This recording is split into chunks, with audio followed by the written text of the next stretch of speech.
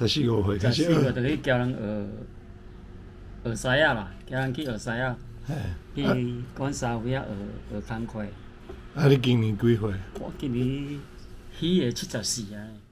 木雕匠师林茂章14岁时拜师学艺，进甲子的人生都浸在木雕工艺的世界里，因此也练就了一身木雕本领。要做这款物件啊，主要你爱有迄个兴趣啦，有迄个兴趣，得学较会会。你若无兴趣，学袂会啦。吼所以上起头就是有兴趣。即摆做了，你就会讲慢慢精进就对啦。但是你学的时就是学一个初步。你即摆若阮咧学是拢学头的3档嘛，3档才有出师。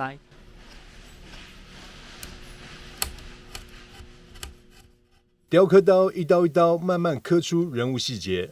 木雕匠师林茂章职业近60年的岁月中，不管是神龛、神教，甚至连庙宇的神明雕饰，全都难不倒他。新房啦，管你个步口啦，管你个3穿3围，迄拢有就对，拢有做就对啦。迄是较复杂，你若做点式的是较单纯的部分啊，比如讲神桥啦、神道啦，即类的尔啦。你若庙的就无共，庙的就是较范围较宽就对啦。随着时代变迁 ，CNC 雕刻渐渐取代了人工雕刻。不过林茂章也说，虽然速度比不上机器，但手工的温度是机器无法取代的。一地安尼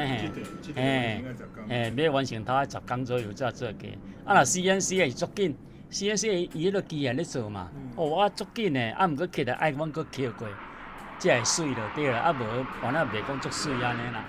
林茂章表示，台南目前应该还有100来位木雕师，但因为这项工作比较枯燥乏味，加上没有年轻人想学，担心这项传统技艺未来将会失传。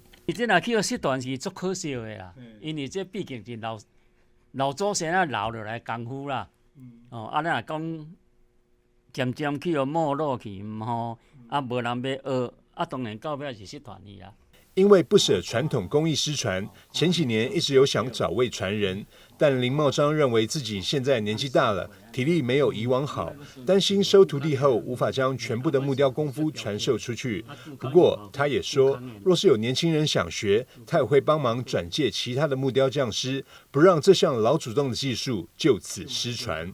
记者张硕维采访报道。